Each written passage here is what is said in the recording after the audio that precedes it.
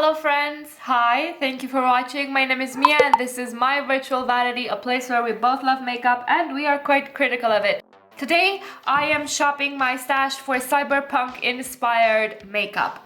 In case you're new to my channel or new to this series is a series in which I take a particular aesthetic such as cyberpunk, in this case dark academia, light academia, cottagecore and many more others planned, and I go through what I already have in my collection and try to find stuff that evokes that aesthetic in one way or the other. So you may be asking yourself, what exactly is cyberpunk? Cyberpunk is a dystopian genre set in a bleak future. Cyberpunk is a subgenre of science fiction that's set in a dystopian setting that usually features a juxtaposition of high-tech, low living conditions, bleak settings, the contrast between the upper class and lower class struggles.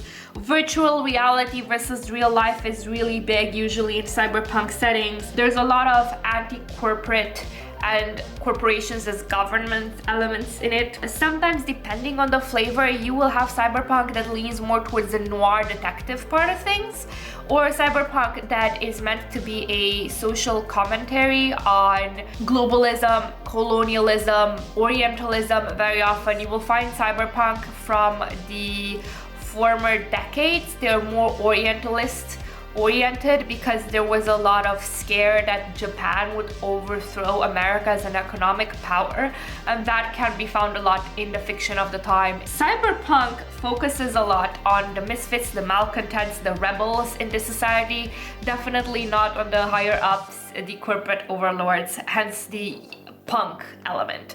The cyber is because, you know, fancy technology. The interesting thing is that cyberpunk stories predicted a lot of the things that we have today. In a way, you could say that we live in a cyberpunk setting in many aspects, such as the high degree in which technology has infiltrated our lives, internet, the constant surveillance in which we are either directly or indirectly, the increasing power that corporations have over us. Social media in itself is very, very cyberpunk. In case you're wondering, well, okay, this is the whole thing, right? What can I watch or read or play that has this cyberpunk feeling? There's a lot. So the most well-known that you might have seen is Blade Runner, either the old one or the new one. There's the new game Cyberpunk 2077, which had a lot of gamer drama surrounding it.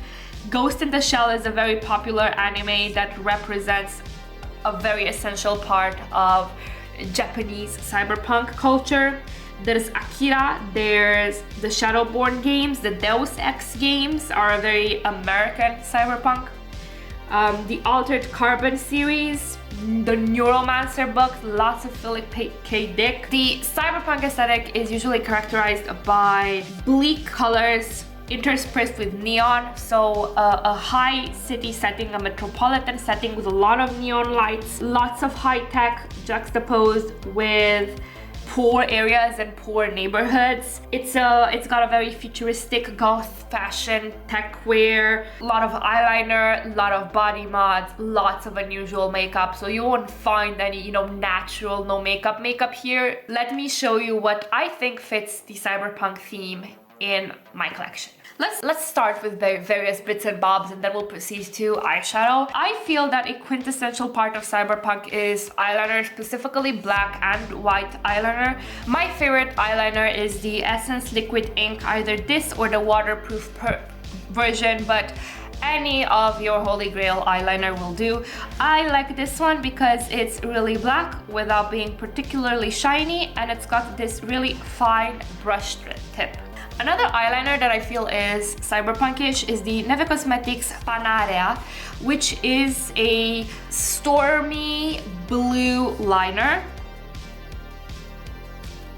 with rainy gray reflects. This one reminds me of a foggy night in the city where, you know, the sky should be dark, but it's not because of all of the neon lights surrounding it and just a lot of artificial light. I just really love this one. I love using it for creative looks. It's very soft, very pigmented.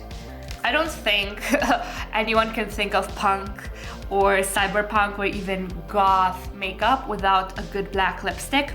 My one and only black lipstick is the Sephora collection NightBird, and that's because I don't wear black lipstick that often. I mostly do it for the aesthetic. I really like this one because it's really opaque. It doesn't dry out the lips, which is really nice, and it doesn't easily remove itself from the inner portions of my lips, which always grosses me out with liquid lipsticks. So yeah, if you want to look like a badass, high-tech femme fatale, I do recommend Sephora NightBird.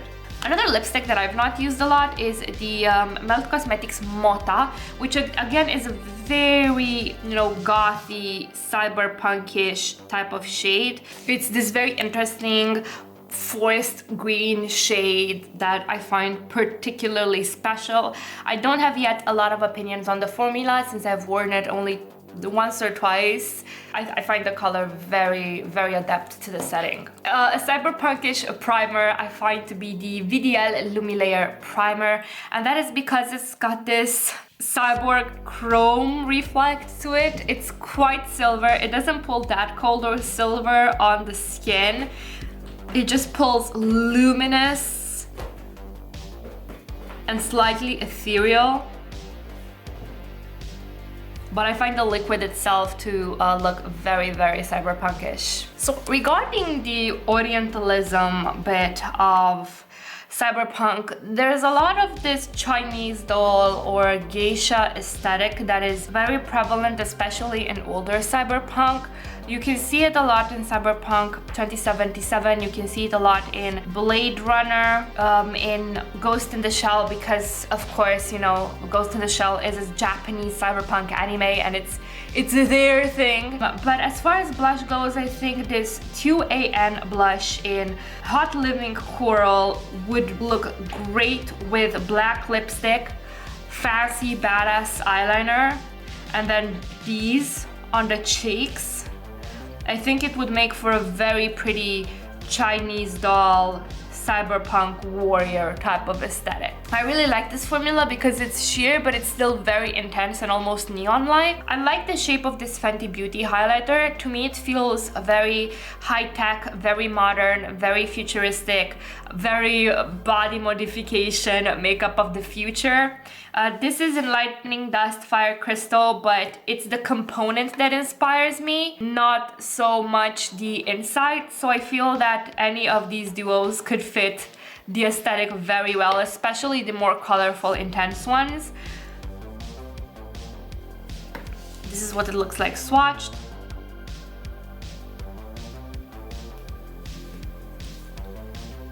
For a highlighter that I feel that on the inside is quite cyberpunk, we have the Kaleidos Cosmetics Sky Walker, which to me looks like the twinkling lights of a night city. This is quite a glittery highlighter that pulls sky blue, hence the name. This to me is a very cyber type of highlighter, very unusual. I find it just so pretty. Let's talk eyeshadow because I know this is everyone's favorite bit. I got here an array of Bernovich, one Devinah, Neve, more Bernovich, which is a highlighter and I should mention it now, and some Essence. The Bernovich H09 highlighter to me reminds me a bit of the Matrix, which is not cyberpunk per se, but close enough because it's this high-tech chrome silver with a greenish flip. Very interesting highlighter. I really do love this one. Now let's go through the eyeshadow choices. So Wirus by Glamshop Cosmetic is an evident choice because again, look at this. This looks like neon city lights.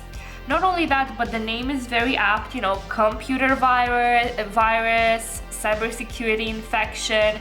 As far as glitter goes, this is quite enjoyable because it's more finely milled than other glitters that I've tried, and it doesn't need a glitter glue and it doesn't flake all over the place. Glamshop Two Faced. Again, that rainy neon blue. Bernovich X22, X55 and 179. These lean more towards the noir aspect of the cyberpunk aesthetic, the bleaker, the less technologically advanced, the one that fights against the sparkly, corporate, rich oppressor class. This you will find in the gutters, hacking and splicing and sending out viruses. I feel that this particular trio is just so gorgeous together, and I'm not sure if you can see, but the multitude of colored glitter in X55, is it X55? Is stunning. Stunning. I have a code with Bernovich. Anything that I have a code with is going to be linked down below. Then we've got Devinah Kazookles, which is more in towards that Ghost in the Shell type of cyberpunk. I don't know, I always associate Ghost in the Shell with purples. Another very beautiful neon city lights shades. Then we go again back towards the more orientalist side of cyberpunk, and we have Bernovich N16 and N17. Again, that Japanese beauty doll type of look. Okay, let's end with the chrome, the aluminium, the cyber, the body mods. This is a Neve Cosmetics Brittania, which is a fine silver, more on the satin side. It's quite multi-dimensional, and I like that it has a slight top base. You can only see it when you look at it very well, but it's not a very stark silver. Unlike this essence shade, which I depotted, I'll put the shade name underneath because I forgot which it is. But this is a whole witness me shining in chrome type of moment. Last but not least, a more Ghost in the Shell cyberpunk shade. This is Focallure D03.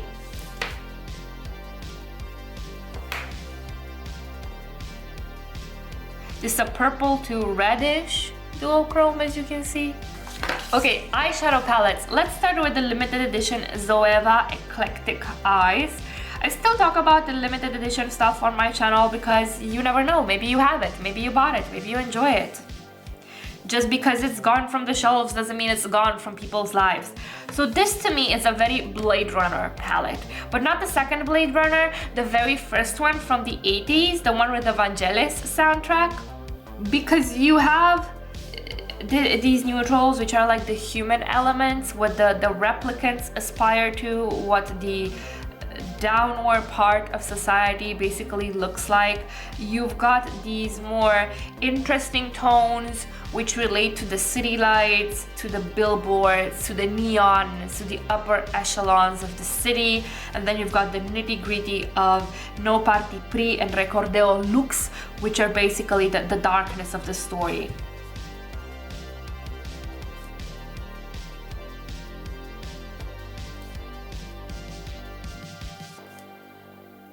It's a very gritty type of color story. I really enjoy it. This is a bit on the nose. This is the Kaleidos 3 Astro Pink, Futurism 3 Astro Pink. And this has all of those delicious cyberpunk shades on this side. This is a bit of an edited version of the palette. I took away the sparkly black that was in here and replaced it with this pink for the crease, but the original with the black looks even more cyberpunk. Particularly, I feel that these three shades are very very on the nose with the aesthetic, with this absolutely metallic chrome pink, this dark city blue, and then again that strong touch of orientalism in the pink. And the packaging is amazing. What can you even say about it? Last but not least, Urban Decay Ultraviolet. If you're the type of person that would rather focus on improving their hacking skills, polishing their body modification chrome, if you'd rather upgrade your hardware than focus on makeup, this palette is for you because it's more on the subtle side of the aesthetic. Particularly this part over here.